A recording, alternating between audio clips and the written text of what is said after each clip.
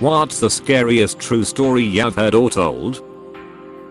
I've told this story before. I'm an eye doctor, and I had a patient come to me with an infected eyelid. 2 other eye doctors tried to treat and failed. They were dumping all sorts of medicine into it and it wasn't getting any better. At this point, it was swollen and painful for weeks with no improvement despite being on tons of meds. Apparently, neither of them thought to flip the lid upside down. You know that gross trick some kids do with their upper eyelids? Close bracket. It was a painful maneuver for her very swollen eyelid, which might explain it. Anyhow, there appeared to be what looked like a visible abscess inside the tissue with thick gooey material. I thought I'd give it a nudge and saw it move. This wasn't an abscess. It was something else. I managed to remove it quite easily in one whole piece. It was a fly larva. The patient told me that she had a bug hit her in the eye a few days before she got this infection. I removed the larva, and within 2 days the wound closed, and she was 100% recovered on basic antibiotic eye drops. Yes, I do have the photos from this case for those interested. TLDR, patient had a bug lay an egg in her eyelid, and I removed the larva. This happened to me. This is from the days when I used to live back home. I used to live in Karachi, Pakistan, but now moved to UK. We used to live very close to a CID, Police Investigation Department aka Pakistani FBI, building which we all were unaware of and always thought it was just an ordinary government building till on 11th November 2010. On that day around evening time coming home from work I thought I'd better hit the gym because they had a sauna, and after being tired from all day work that sounded like a good idea, which was hardly 3 miles away, so I decided to walk to the gym. I change quickly and leave for the gym and start walking towards the gym. This is almost I've hardly walked like 10 minutes and I'm 1 miles away roughly, and all of a sudden for a nanosecond I feel that ground is shaking, and the next thing I hear is the loudest bang I've ever heard, followed by a pressure kick into my chest. Now to let you guys know, my both the ears started bleeding because the bang was so loud, and for the reference the kick in the chest was as bad as Big Show wearing military boots and kicking you in the chest straight with full force. Next thing, I'm on the ground covering my ears because they are in agony and covered in dirt trying to figure out what's happening. As I'm trying to figure out I can see all the car's alarms have gone off. Anything made up of glass has been shattered in roughly 1 to 2 miles area. I'm still trying to figure out what has happened, and I start smelling gunpowder and as if someone is making a BBQ and is being burnt. I will always remember that smell, which was something unsettling. Next things, rock and dust particles starts landing on me and the surrounding areas, which had 1 to 5 inches long of pieces of human skin and flesh. I'm not believing that I have another human skin piece stuck to my arm. I brush up my clothes and arms, getting up and covering my ear, recovering from that pressure kick. As I move closer to a spot in a street where I'm hearing loads of people screaming and crying, I see a few 3-5 foot cracks between some walls of the building which have been destroyed by the shockwave of the bang. I see the gap between a wall and move into the area where I see these scenes straight from a Hollywood movie where people are crying, cars on fire and dead bodies on the ground. By this time I'm thinking it's a bomb blast and that's what has happened. As I move closer I see a 10 feet and 30 feet wide crater which has been filled with the water, and the building, which was a CID building, is no longer there.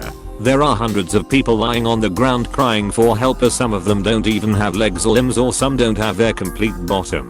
I'm still in a state of shock looking around, and I see a woman crying and hitting herself because she had her husband dead whose legs and torso was missing. I seen that later. I see several people without legs, brains out and no limbs. One thing which haunted me for sure was a 20 years old guy who was dead and lying on the floor towards his chest on the floor with his neck turned towards me. I can still remember him looking straight into my eyes. His feet were flipped the other way around. After the police arrived and media arrived, I came back home after it got crowded.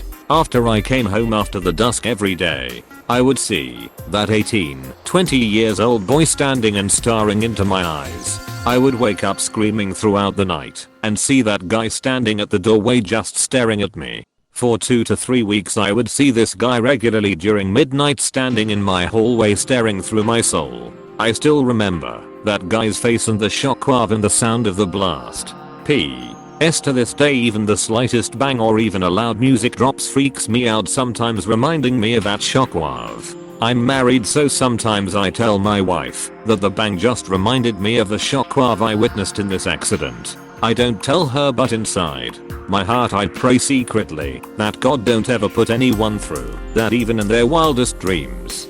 Photo of the explosion aftermath link. com/nio6df. Edit. Thank you to whoever gave me my first gold award. I'm thankful to all of your kind comments. I had brain surgery roughly 3 years ago. I lost my concept of time. What felt like 4 months was only 3 days. The amount of physical, mental, and emotional pain I went through was crazy. I had to find all of my memories and relearn how to walk, talk, everything. If you want to go through something terrifying, that is it. This happened with my sister-in-law. When she was about 11 or 12, her and her family lived in a trailer park. Just down the street was her bus stop for school. Each morning, she would see a man in his trailer taking pictures of her and her friends. It creeped her out, so she went to tell her mom, my mother-in-law, of what this guy was doing and how he would just stand in the window staring at them and taking pictures. So, her mom calls the police and report him. The police didn't do anything. This went on for about another 2 weeks with no action from the police, to where now my sister-in-law is terrified to stand and wait for the school bus, and her mom had to call the police again. This time, the police actually arrived at this pervert's house, and lo and behold, the police find a wall covered in pictures of my sister-in-law, some of the other neighborhood little girls, and some child porn. Her and the other families watched from afar with this guy cuffed up and being escorted to the police cruiser. When I was a little girl, 9 years old or thereabouts, I was playing at the school down the street from my house. It was the middle of summer and myself and a girlfriend were hanging around watching the boys play street hockey. One of the boys called my name and said a man in the parking lot was looking for me. The parking lot was mostly obscured by the building, but I could see an old 70s style van that hadn't been there earlier. I was walking over to the van when the mother of one of the other kids showed up looking for her son and asked me what I was doing. When I told her someone in the van was looking for me, she took my hand and started to walk with me, and the van pulled out and sped away. Friend's mom walked me home, and I wasn't allowed out of my yard without my parents for the rest of the summer. I was so upset and didn't understand why I was being punished. It was only years later that I understood that I was likely being targeted by some opportunistic scumbag for who knows what. Thanks Mrs. Gibson, wherever you are. Edited to @ thanks for all the awards. Kind internet strangers. Just wanted to address a few facts. My parents didn't say they were punishing me. They just kept me close to the house. So I assumed that I was being punished. I lived in a very small, safe, we don't lock our doors town. Kids roamed the streets from sunup until sundown. Typically, playing in the old quarries and on railway tracks and on gigantic limestone hills and all kinds of shit we'd never let our kids do now. A few people were worried about Mrs. Gispen's son. He was fine. We all were. She had come in from the other entrance to the schoolyard behind us, whereas the boys were closer to the parking lot. I barely got within shouting distance of the van before it sped off. Most kids are unfortunately abducted by people they know, so I have no way of knowing if it was some creep who knew me from all the activities my parents had us in, or just some opportunist guy who said to the boy, "You know that girl over there? Can you call her over for me?" We were all taught about stranger danger. Shout out to Canadians who remember. Stay alert. Stay safe. Link. BuzzFeed.com/robxernik/stay alert stay safe / and because Mrs. Gibson showed up. I'll never know if those lessons sunk in or not. Real account. I used to love swimming. I'd go snorkeling, scuba diving, even jumped off a few cliffs into the water. When I was about 18 I read the Necronomicon, the collection of Lovecraft short stories. Not the real thing. Had a good scare. Giggled at how silly I was to be unnerved, and went about my life. Next year went to Crete on holiday. First day I jumped right into the ocean with my dad and went out deep. Lo and behold, I feel something tickling my legs. I dive under to see, since it's too deep for seaweed to reach this high, and I wanted to see fish. Tentacles everywhere. I was so shocked I lost my air and panicked hard. I started breathing in water as glowing eyes, sharp beaks and suckered tentacles flashed about me. Thankfully, Dad got me to the shore and didn't understand what was going on. He'd seen nothing but suddenly had a really grim look on his face. Went to the doctors. Turns out I'm the victim of a family curse. Schizoaffective disorder. My dad was horrified, cause since he hadn't got it like his brother and mother, he thought I'd be safe. They caught it early, but this revelation then led to a lot of aspects of my life being thrown in the air. Entire people in my life became false. Ideas I'd had were delusional. Outbursts revealed to be due to mood swings. I'm doing much better now. I still don't go in the water. When I was much younger we lived across the street from a big family. He had a wife and 5 sons. And one night he brought his whole family into the living room and lined them up and pulled a shotgun out from under the couch and shot himself in the head. The kids were messed up again for the rest of their lives. I'm a crime writer and once interviewed a woman who told me an unrelated horror story about something that happened to her as a girl. When she was like 10, she had trouble sleeping and imagined the boogeyman was living in her closet, staring at her during the night. Every night she would come down and tell her parents, and every night her father would tell her the boogeyman didn't exist and she should go back to bed. Well, this happened for several nights and the father got tired of it. So that night he walked her back to her bedroom, turned on the light, and said, "I'll show you there's no boogeyman," and went to open the closet door. But something on the other side held it shut. He sent his daughter out of the room and forced the door open to find that a man was inside. He'd been sneaking into their house every night to stand in the girl's closet and watch her, and maybe more. He beat the ever-loving shit out of the man and the man went to prison. When I interviewed this woman I looked him up online. He'd recently gotten out on parole and had skipped out on his weekly checks. There was a warrant out for his arrest and nobody knew where he was anymore. Edit. People are asking for the source. I googled his name for the first time in years and, well, the good news is he's in prison. Again. Link. News 5 Cleveland. com/news/local news/Oklahoma/Cleveland man sentenced to 20 years after trying to film people showering in Geneva State Park. One of our employees fell into the hammer box. This is a device filled with ultra-high torque rotating hammers used to grind up large appliances into scrap metal. It apparently turned 3 times before the emergency shoot-off was hit, pulling in half the employee's body at a diagonal running from the middle of his pelvis to his shoulder. The gruesome part was that he was still alive, as the pressure from the hammers was holding the enormous wound shut. Took 30 minutes for EMTs to arrive, while he screamed for them to simply turn the machine back on and end it. He didn't make it. One day as a kid I was exploring the forests near our house with my cousin. The forest was on a hill, but there were several craters there because of bombs that were dropped there during the World Wars. Germany. One day we saw a backpack at the bottom of one. We tried to climb down, but it was kinda steep and slippery, so we didn't want to risk falling. We planned on returning later with a rope and went home. The next day news story was that there was a backpack found with the remains of a girl in that forest. A guy walking his dog found it after the dog wouldn't stop barking and going crazy at the edge of a crater while staring at the backpack. We stopped exploring the forests after. Edit. English is hard sometimes. Walking my dog and crossing the street with a green light and a guy blows through the red light and almost hits me and the dog. I yell "asshole" and he slams on his brakes and turns around and pulls into parking lot ahead of me. I get closer and see the car has Illinois plates. I live in PA. He says "careful who call asshole, I've killed people." I just keep walking and he drives away. The next day I hear spree killer Andrew Cunanan used a stolen credit card at a gas station in my town. 100% was him. I called her asshole. This week in Cologne. From the wall next to Autobahn, a concrete plate fell down into oncoming traffic and hit one car, killing the driver. After the inspection, they found another 6 plates that weren't properly constructed, just like the one that fell down. One of my dad's friend's wife was murdered by some crazy dude walking down the street. This guy had just been released from a mental hospital and literally just stabbed her as she walked home.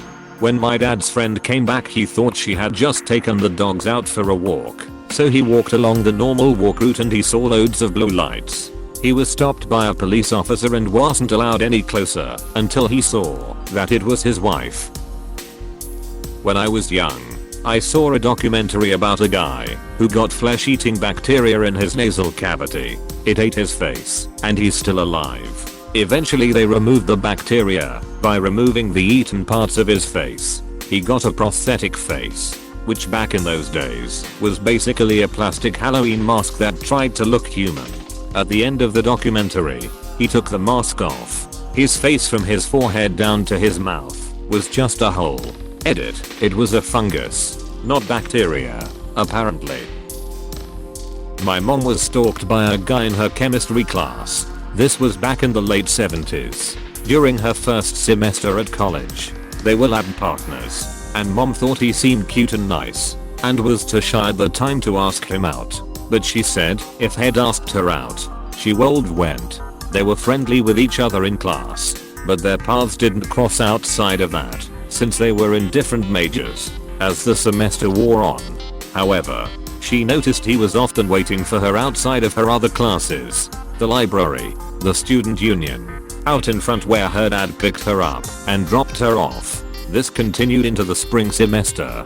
Puzzled, but not yet alarmed, she asked him how he always seemed to know where she was. He proudly said, "Oh, I asked the registrar's office for a copy of your schedule."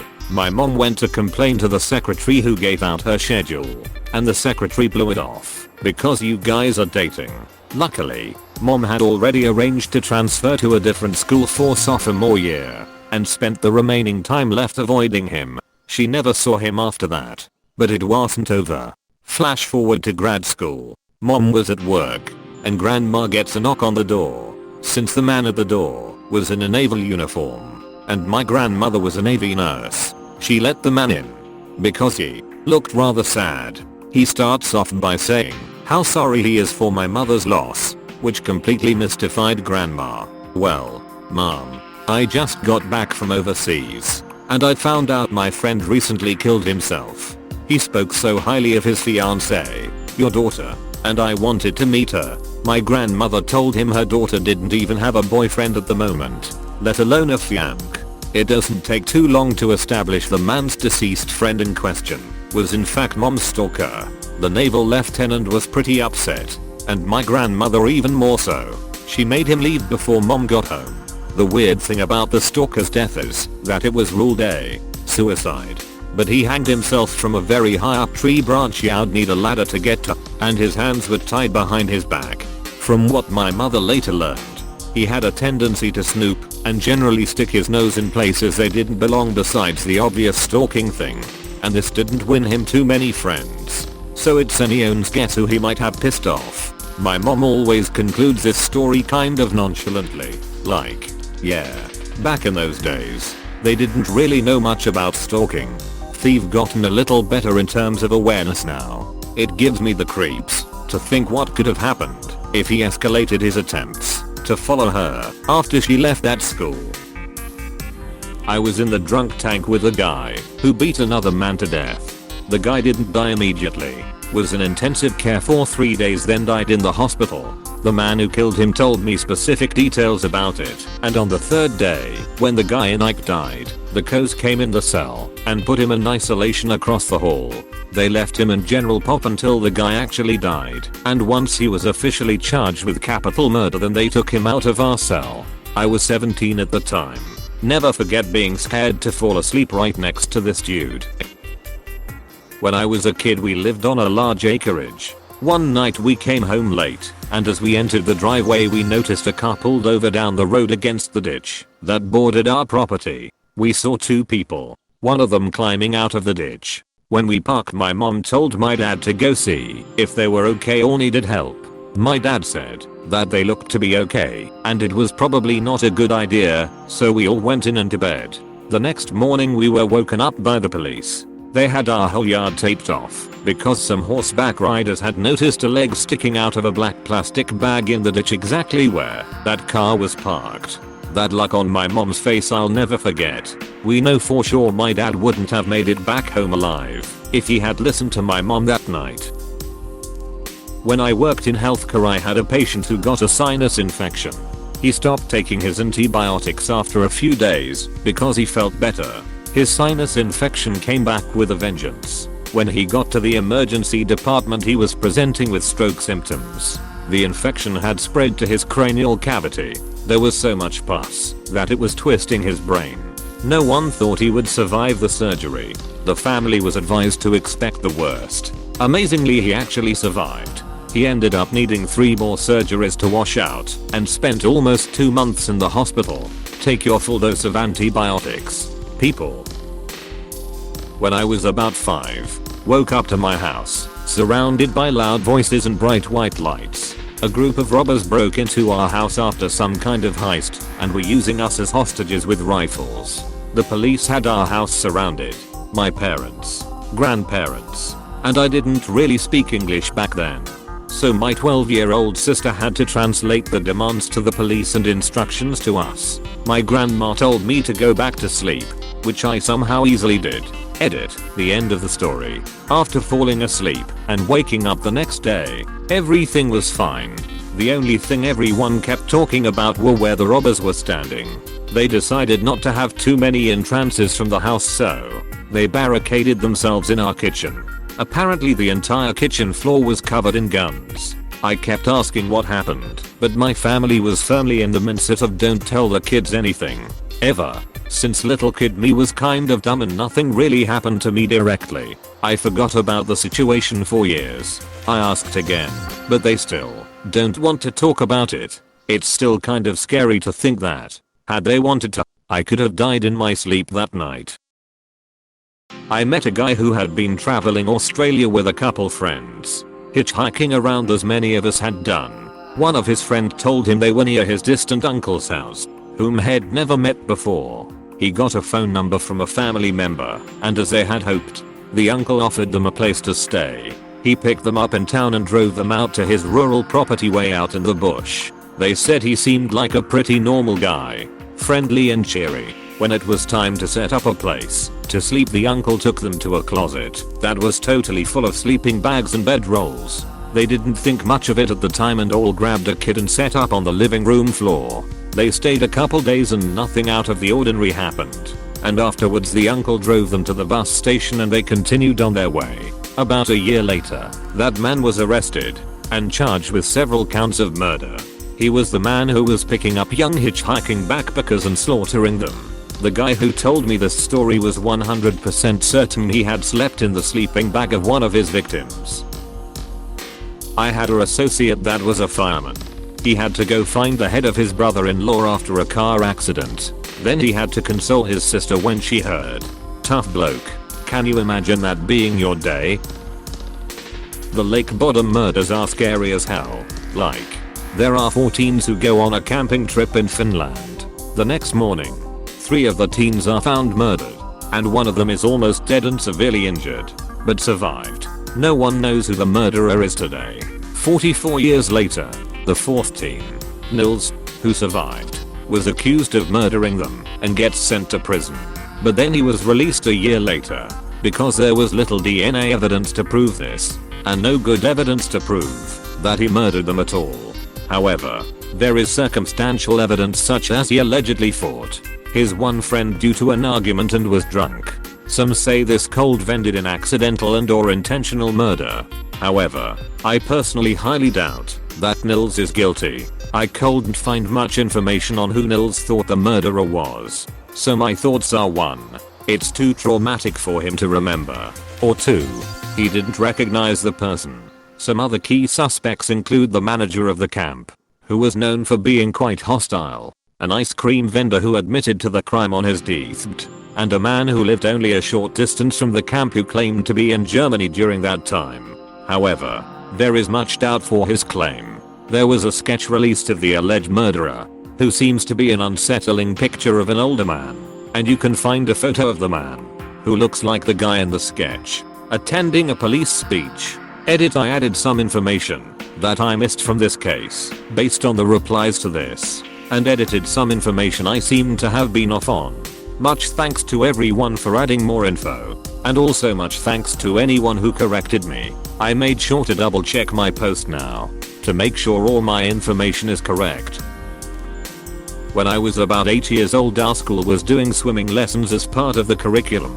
My mum worked late, so we went to after school care and didn't get home until after dark. When we got home, mum asked me to take my wet togs, bathing suit, and towel out to the clothes line to dry, so I could use them the next day. I was so confident going outside to do this, and had this real feeling of being a big kid. I walked into our backyard only for a man to be running at me. I screamed, jumped inside, and instinctively locked the back door as I did so. As this was happening, my mum told me she heard the guy jump the gate, which was next to her bedroom, just after she heard me scream and came running to find me. I slept with the light on until I was 16, and I get my husband to go outside for me while it's dark. A van of 6 people and a driver are on the way to an engagement. Lonely roads, and the driver dozes off. He wakes up and realizes that the van has gone out of his control, and in the seconds he has, decides to save himself and jumps out through his door. Van out of control, runs down, tosses and rolls. 4 people in the van died on the spot. 1 lucky person survived with minor fractures. The other person had barely survived. She had her skull cracked, the bone under her eyes broken and caved in, glass from the window stuck to her eyes, the nasal bone broken, jaw broken and teeth fell out, shoulder bone broken and dislocated, hip bone fractured, toes broken, and a huge chunk of skin gone in her feet. She was wheeled into the hospital and performed surgeries on. She said the only thing that got her through was thinking that her kids would grow motherless. When I saw her post-surgery, she was completely wrapped in bandages like the Invisible Man. Gaps for eyes and a hole for lips. She couldn't speak for months and couldn't walk for a year. This was my mom, and the year was 2006. I was 9 or 10 then, and the memory of her mummified form still haunts me in my dreams. Lived W3 other girls sophomore year of college. All 3 took off early for spring break, leaving me alone in the house. First night alone, I heard someone bang on my front door at 2 AM. Then I hear more knocks at the back door. A man yells, "Boulder police, open the door." When I didn't, I heard body slams against both doors. Soon I hear, "Little girl, open the door. We know you're alone." At this point I'm so scared I keep accidentally dialing 611 instead of 911. When I eventually do get the police cars roll up, thankfully. Just minutes later, officers have 4 boys from our school hockey team face down on the grass. I had to file restraining orders against them, and the kicker, one lived across the street from me and we'd never spoken a single word before then. I'm not sure I remember all the details correctly, but anyway, a guy was cleaning a giant cooking tank at a tuna factory. It was so big that he had to climb all the way in. Someone else didn't check, and protocol was broken along the way somewhere. Second guy locked the barrel and turned it on, cooking the guy inside alive. The Rian American story link. Wikipedia. org/wiki/MURDER_OF_REYNA_MAR ROQU%C3%ADN. / A young lady had an affair with her boss in the 1960s. Got pregnant. After threatening to tell her boss wife, she was killed by her boss, who then put her body in an industrial barrel.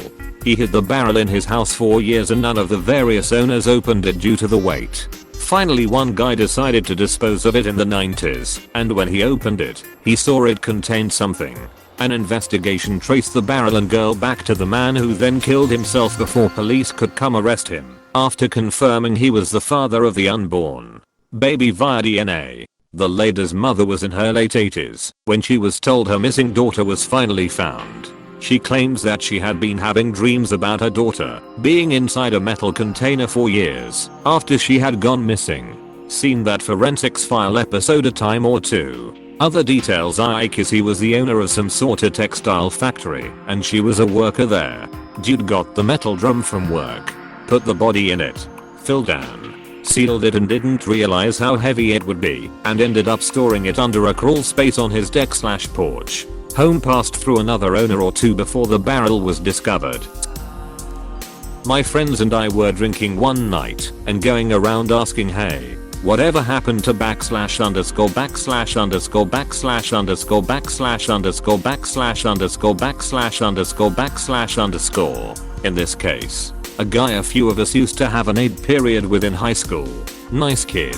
Googled him. I found a few sad results playing this game in the past, and there were a couple appellate court decisions visible in first few results.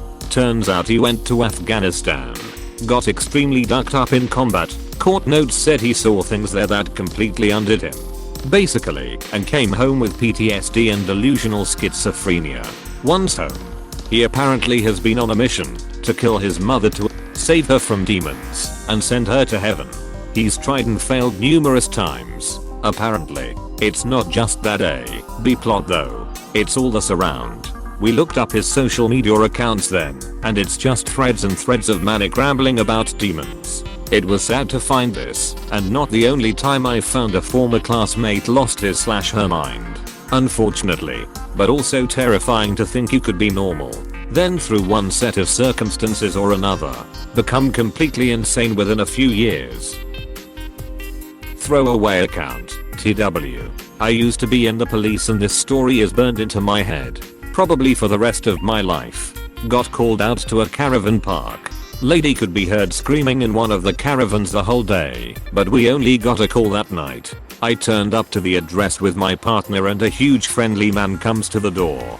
He was towering over me and completely blocked the entrance to the caravan, so I couldn't see past him. I said to him there had been complaints of a woman screaming from this address and he told me that his missus and him had been arguing about something getting stolen from outside their caravan which was her fault. Bullshit story. He was the friendliest man and so nice to deal with. Unfortunately I wasn't going to leave without checking on the female as we have to make sure all parties are safe before leaving. He was hesitant at first but then moves out of the doorway and I see her sitting on the bed covered head to toe in clothing and huge sunglasses, which was odd because it was nighttime. Possibility of drugs, but I doubted it. I asked if she was okay and she nodded her head. She wouldn't remove her glasses for me and I wasn't allowed to make her. So I gave them a warning about the arguing and told them to keep it down. I was still unhappy with the situation as I didn't have enough evidence to make an arrest, so I decided to go next door and ask if they had seen anything. The neighbors told me the woman is covered in bruises and I need to get her to safety. They agreed to be a witness and make statements, so I was happy with the evidence for an arrest. I go back to the caravan and arrest the man and put him in the back of my car. I then go over to the woman who immediately collapsed when standing up. We help her back onto the bed and she starts removing the clothes and glasses. She's covered in bruises. Her face is swollen with black eyes. She has fresh blowtorch burns to her legs and stomach. Huge holes all over her body from a screwdriver that were infected. I've never seen anything like it. That woman was tied up in that stupid little ducking caravan for weeks being tortured for every minute she was awake. The thing that got me though was how nice this monster of a human was. You just don't know anything about anyone until it's too late. We put this ducker away for life without bail. We got her help, a new place to live in a recovery house for domestic violence victims and she's doing well. The saddest part of this whole story, the female is still in love with him and asks if she will ever see him again. Brainwashed. I was in class in 10th grade and the teacher was asking everyone how their weekend was. The quietest girl in the class spoke and while breaking down in tears, said she was on a trip in the mountains with her mom. They made a stop for some reason and she looked over the cliff and saw an overturned vehicle with a dead family scattered about. I wouldn't say it's the scariest one I know, but it was pretty close to home. I got a call from my dad asking if I was okay about half an hour after it happened. Recently a guy at my university was doing construction on a new building. Basically there were 3 dudes standing on a big glass roof thing that was supposed to be stable. Long story short it wasn't. They fell right through the thing. 2 guys got out okay, but it was a 20-something temp worker who ended up getting killed because of it. I mean that's combining falling to your death with getting lacerated to death. Awful way to go. Co-worker's dad was babysitting his baby boy for him. At one point, Granddad went into the nursery to check on the baby and found that he'd somehow reached for the window blind strap and tangled himself up in it to the point where he was choking. Baby was already blue and all of the veins in his face had popped. Grandpa frantically dialed 911. IMS was there in 2 to 3 minutes and they brought the little fellow back to life and he's okay now. Edit. Wow, you guys really blew this up overnight for me. For the parents here freaking out. Really? Check to see how close to the crib any hanging cords like this are. When they brought the little guy to the hospital, they separated and questioned the parents and grandpa over and over like they were suspected of doing this on purpose. Of course, it got sorted out as a true accident. The child is now in his 20s and all is well with him. That's why all blinds now are choke free, and if force is applied they snap and a connected bead. I'm not explaining this very well, but yeah, this doesn't happen with northeast blinds now. Back in the 70s, some friends and I planned a camping trip to Northern Cali for a long weekend. We packed up and headed north on the highway. Somewhere around Bakersfield we picked up a hitchhiker headed to Kernville, who we dropped off before heading further north. So we get to our campsite and start getting things set up.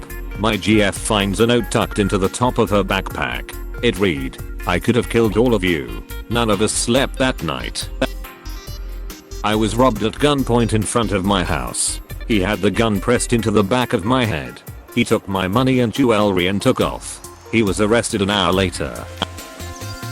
There have been several confirmed cases in a few different countries of people living in other people's houses unbeknownst to them. I believe one case went on for a couple of years. The intruder would wait until the homeowner would go to work and then sneak out and steal small amounts of food as not to be noticed. Well, eventually the homeowner did notice and couldn't figure out where his food was going.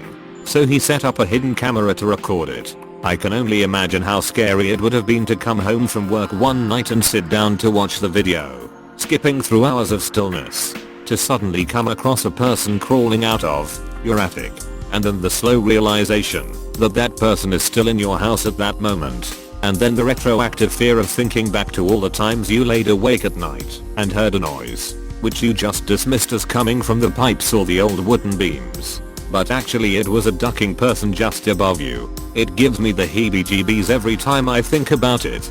If anyone is staying in someone's attic right now waiting for them to leave, they are ducked because no one is leaving their house often anymore. Now I'm just thinking of someone waking up to the stench of death in their home and finding someone who starved to death in their attic or walls since they couldn't come out for food. After reading these, I'm never doing anything with anyone ever again. My baby's crib caught fire in the middle of the night. Some people's literal worst nightmare. Edit. My baby was in it, and he was severely burnt, and spent a month intubated, and in a medically induced coma. He is 5 now, and is okay though. The fire was a freak accident. His humidifier caught fire, smoldered for a little while, and drained the oxygen in the room before the smoke alarm went off. When we opened the door to his room, it flooded with oxygen, creating a backdraft, and launched a fireball at his crib. This was his crib the next day. Link. com//2jwdu link. com//2jwdu. Edit 2. A lot of people are asking for which humidifier it was, and which company, etc. I'm unable to elaborate any further. I can say that a freak accident can occur with any electrical appliance you have, from fridges to table lamps. This specific accident was a humidifier, but the nature of the accident is not exclusive to humidifiers. Check your appliances and maintain them. Discard them if they develop any issues, and follow any safety instructions that might have been included with them. Also, make sure your smoke alarms are in working order. It could save a life. This happened to my wife's friend. So one evening she was driving home from work in a quiet area when an unmarked police car speeded up behind her and started flashing his blues and signaling for her to pull over. To this day she doesn't know why, but felt something wasn't right. After a call to her boyfriend, he gave her a contact number for our local police station. She rang the number and asked about an unmarked police car wanting to pull her over. The person on the phone did a quick check or possibly contacted a dispatcher, I don't remember.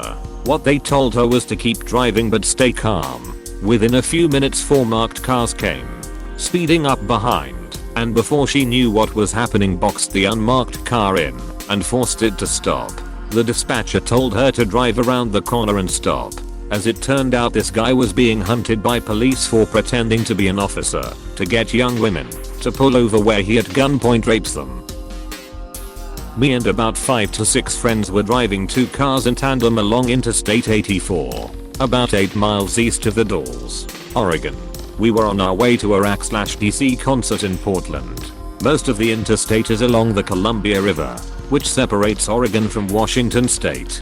There's a section of two-lane westbound highway that jets out into the river, essentially making a small lake between east and west parts of the road. There's guardrail on each side of the pavement. River on one side, little lake on the other. I was in the left lane doing about 65 miles per hour. It's pretty dark by the point in the drive, and all of a sudden, there's a Texas chainsaw looking dude in a long trench coat, face bright red, blood, standing in the middle of my lane. He slashed it, raised his arms, and was coming towards the car. I was able to swerve just enough to avoid him. Then of course, I was worried for our friends in the car about 8 car lengths behind us. They swerved hard, almost losing control, but somehow didn't hit this scary, blood-faced horror show in the middle of the highway.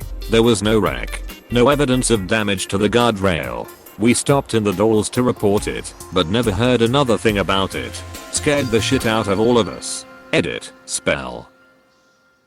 One of my friends was drugged by a nice seeming girl at a bar that tried to sex traffic her. The girl got her an Uber to an address she didn't know under the guise of get my drunk friend home, but she woke up on the way and told the driver she didn't know where they were going. They called the cops. Apparently that wasn't the first time that week they'd heard the same story, and they recognized the address as one they were already tracking. If she hadn't woken up on the way, she might have been trafficked by now. Apparently they use younger, safe seeming girls to do the collecting a lot of the time. Semicolon. Edit. To those of you who asked, this was in the US, in Washington state a few years ago.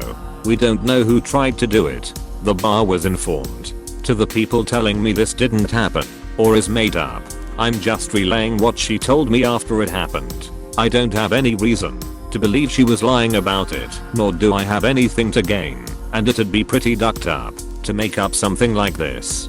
Was at a bar with my friend and got up to go to the bathroom.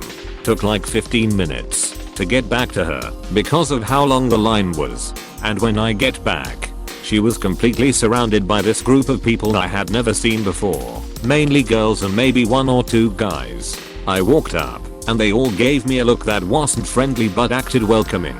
I noticed my friend had a new drink and was suddenly much more intoxicated than when I left her. So I started saying I needed to go because I had work in the morning.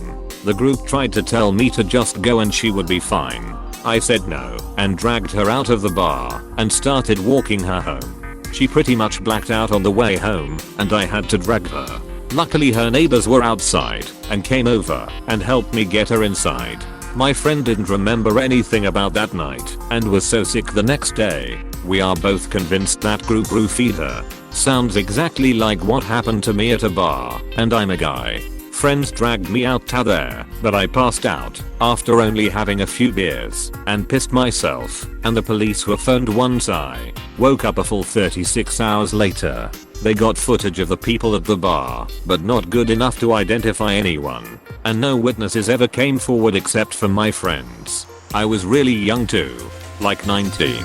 Legal drinking age in Alberta is 18, so I was not familiar with the bar culture. Very scary experience. Semicolon. Edit. For those asking, I was flirting with a girl and we each got drinks. My friends were dancing. I don't like to dance, and I left the table briefly to use the washroom after she left to go check on her friends. When I got back, she was there with a friend and I drank my drink as usual.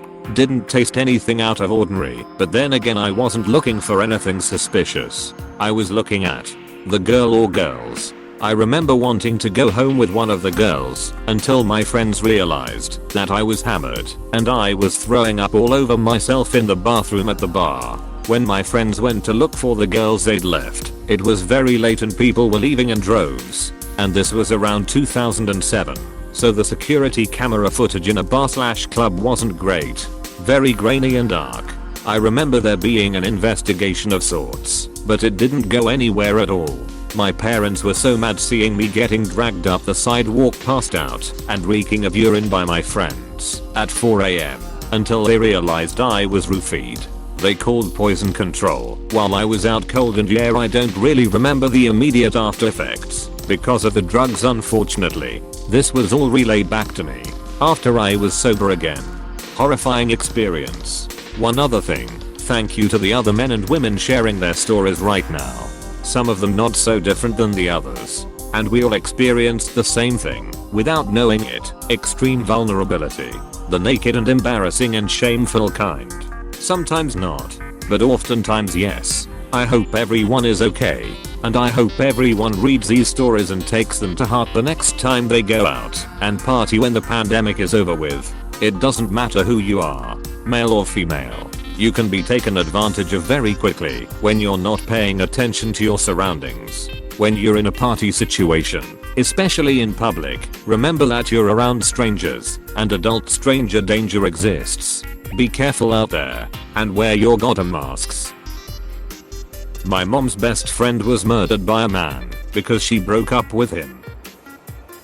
Not the scariest one I've heard, but one of the scariest things to happen to me. Also in my post history in r/let's not meet. A few years ago I was living in a big city. Didn't know anyone. A guy I was seeing came from abroad to visit me. At the end of his trip I accompanied him to his train home. After that I went back into the metro to go home. It was about 2 PM. Very bright and sunny outside. I sat down on a bench near a man. We made eye contact, and I said hello. He said hello back. I felt like something was off, but tried to ignore it. The metro car came, and we both got inside. It was crowded. I took a seat. He took one of the only available ones, which was right across from me. I started thinking I was overreacting, since he started talking to a man near me. Seemed like they knew each other. His friend got off after a few stops, but he stayed. Once I saw my own stop approaching to change lines, I got up. He got up too, and was right behind me. I could see his reflection in the metro car window, and he was very slowly looking my legs up and down. I started to feel very uneasy. The doors open. We get off. I start walking quickly to the end of the platform, then realize he might be following me. There were several entrances/exits around, so I suddenly changed direction to go to another exit. He changed course as well. Then I turned around again. He followed. I did this a few times and he changed his path to match mine each time. Fuck. Eventually I knew I had to leave somehow, so he wouldn't catch up. So I went to the exit I needed to take to change lines and go home. Unfortunately the passageway to the next line was flooded with people, so I was slowed down. He caught up with me and started crowding me in, getting closer and closer to me. I was backed up against a wall at this point. Him just smiling brightly at me. "Hello. How are you?" he asked me, still inching towards me. I was terrified at this point. No one stopped to even glance at us, so I knew, unless I did something myself, I wouldn't get away from him. I glanced to the right and saw a staircase downwards. Without warning I sprinted away to the stairs. He was very caught off guard, and it took him 2 or 3 seconds to start following me. I flew down the stairs and straight into a metro car. I turned around to see if he was close behind. He was sprinting down the stairs as well. Thankfully, the doors closed before he could get to the bottom and we pulled away. Surprisingly, I had gotten onto the right metro line and direction to go home. Not that it mattered much to me at the time. That incident and several others of men following me home or in the street make me paranoid when I walk outside alone. Stay paranoid. Nothing wrong being alert and listening to the voice in your head, even if it's not right every time. I had the most likable stepfather at the time. Would treat me really well. We would rent movies and plenty of nice activities for a 10-year-old boy, until he cheated on my pregnant mother and she broke up. He threatened her, but from what I recall she didn't took it too seriously. He waited for us one night hiding in our apartment. Luckily for me, I had stayed at my grandmother's place to sleep. He tied her up, raped and killed her. The baby did not survive. During trial he said he would have killed me too. After years I got more details of duct stuff he had done, like being abusive mentally and physically, but I couldn't see it as a kid. Didn't have contact with him for 17 years. From what I heard he got out of prison a couple of months ago. I have no idea if he still want me dead or not. I want to move out to somewhere else. I've been living in the same neighborhood all my life, but can't afford it right now. So I'm trying to be extremely careful and hoping for the best. It happened about 12 years ago. I'm a 39 years old anesthetist from Egypt. 12 years ago I was working in a small hospital in the rural city of Rosetta. If you know Rosetta Stone, this is the city where they found it. The hospital is formed of 5 floors. The dormitories are in the 5th floor. The ground floor had the emergency and causality department. Other floors have the wards, the labs and the operative theater. At that time the hospital was under some maintenance. In that particular day I was on duty. There was nothing in the operative theater that afternoon, so I was in my room on the 5th floor surfing the web on my netbook. I heard some knocks on the door. It was the janitor. He told me that some new beds and wardrobes would be delivered now. He asked me to stay out of my room till they finish the replacement. I stayed in the TV room for a while when suddenly the PA system announced my name to head immediately to her. Before I moved, one security man came running and he told me that there was a big road traffic accident that involved a school bus and that everyone available is needed down. I rushed to my room, found the new furniture in place, so I closed it and ran down to the ER. When I entered the ER department I noticed the new color of the walls. Before it was green, now it's blue with silver decorations everywhere. While I was helping the children, I asked one nurse when they changed the colors of the ER, would all the hospital have the same pattern? She looked me confused and asked what new color. It was always like that. I got confused myself, but I didn't pay attention to that. There were many injured children. There were many doctors, pediatricians, surgeons, etc. A lot of them were new faces to me. I was working in this place for several years, so I almost knew everyone. I was asking myself when all those new people came. I should be more social and so, but I didn't expect anything bad. I was asking the people I know about the new doctors and always I was getting the same answers. You don't know him? Exclamation mark. How? Exclamation mark. He was here for several years. We meet over lunch or dinner, etc.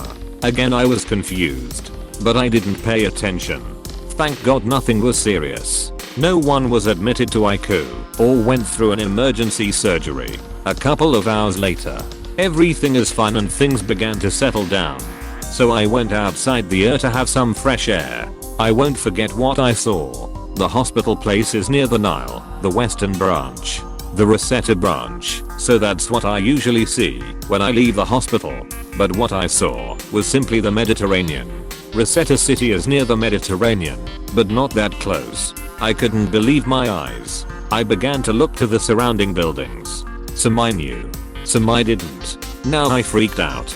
I remembered that I didn't recognize the ER or the new doctors. I ran inside to my colleagues and I asked them about what is outside. They told me it's the Mediterranean. I shouted, I know it's, but how did it come to here? Everyone was confused. I kept asking where am I? And my colleagues started to calm me down and try to understand why the panic.